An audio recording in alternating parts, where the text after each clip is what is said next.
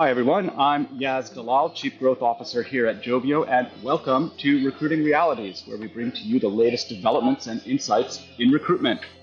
Today, we're speaking about the U.S. jobs report for April 2025 with two of our friends, our in-house labor market economist, David Garrett, and our friend David Wilkins from our wonderful partners, TalentNeuron, who are the experts in strategic workforce planning, talent marketplace, and market intelligence. So, hello, David and David.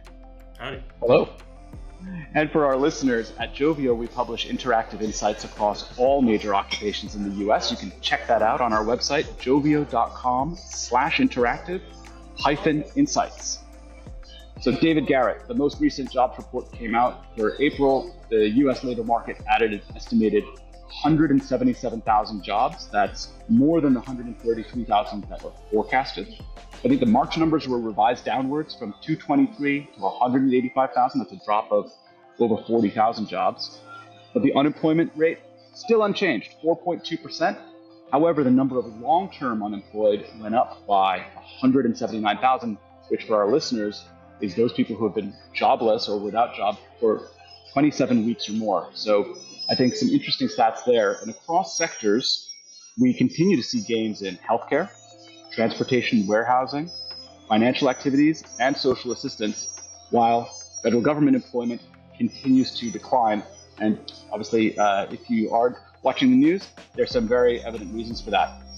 Also want to point out, in Jovio's own data, a number of our clients have seen a spike in applications, especially for corporate roles, from former government employees. So no surprise, hopefully that becomes a virtuous circle. And we've talked about that before as well. David Garrett, I have lots of questions. Let's get started. First off, what are your key takeaways from this latest report? Yeah, I mean, as surprisingly good report, all things considered. And I think as we discussed a bit on our last call, or last time we spoke, it was, we're just starting to see those initial impacts from the new tariff policy that the government is implementing, and it's as anybody's been paying attention, you saw that Q1 sort of contracted, I think by like 0.3%, not a lot in the grand scheme of things, but still sort of like canary in the coal mine a little bit.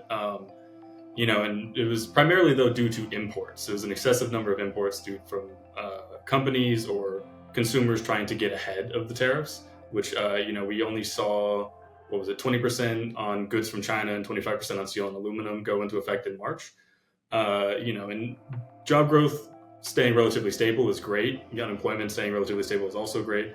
But something around like 80% of job growth over the past few months has been from healthcare, government, leisure, and hospitality, which are facing increasing shortages for labor and budget cuts. So,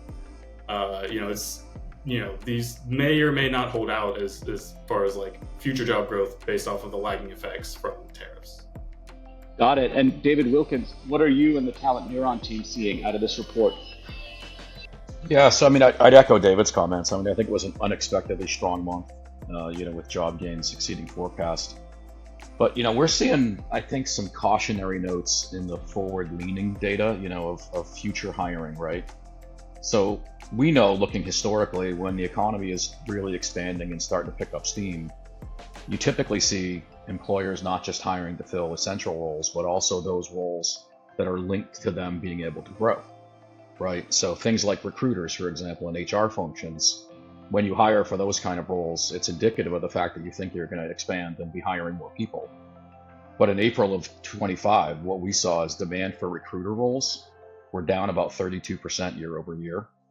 And that's the slowest April for that role we've seen in like the last 4 years, right? We see similar kind of patterns when you start looking at like marketing roles and marketing managers in particular.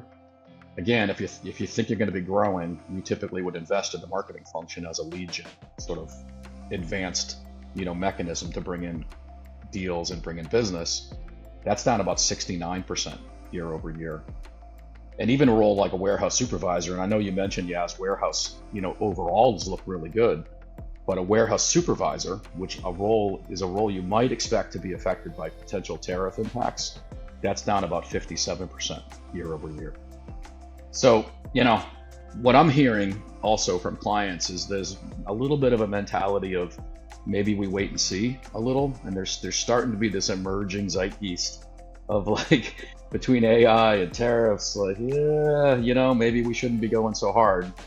So, we're not sure yet if this is a pullback of, and a sign of things to come, or if people are just kind of staying put because things are a little more static. But it would sort of suggest, given, consumer confidence is really at an all-time low right now, that, some of this is trickling into future, sort of opinions of the management teams, right? I think on the one positive, to just, not be a complete Debbie Downer, right, is that I think some of this is very much in the control of certain regulatory policies, which we've seen kind of go back and forth a little bit. So I think some of this could change on a dime. And I think it's on all of us to just sort of pay attention and see what happens next. Appreciate that. And none of us want to hear that womp womp from Debbie Downer. Well, listen, thank you, David Garrett and David Wilkins. David Wilkins, I'll see you later this week at Unleash America here in Las Vegas. And thank you to our listeners. Don't forget to visit us at jovio.com, and we'll see you again soon.